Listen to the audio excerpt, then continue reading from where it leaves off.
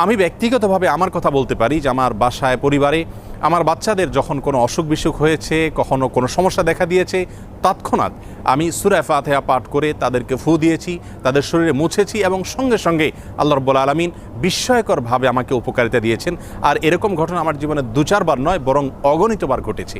এজন্য সূরা ফাতিহা এটিকে যদি কেউ যথাযথভাবে আমল করতে পারেন, সে আস্থা এবং বিশ্বাস আল্লাহ তাআলার প্রতি থাকে, তাহলে সেক্ষেত্রে অবশ্যই এর মাধ্যমে যে কোনো দুরারোগ্য ব্যাধি থেকে পর্যন্ত আমরা আরোগ্য লাভের মাধ্যম হিসাবে এটিকে ব্যবহার করতে পারি। হাদিসে কুদসিতে আল্লাহ রাব্বুল আলামিন বলেছেন, আনা ইনদা যন্নি আবদি বি, বান্দা আমার প্রতি যেমন ধারণা করবে আমি তার প্রতি সেরূপ আচরণ করব।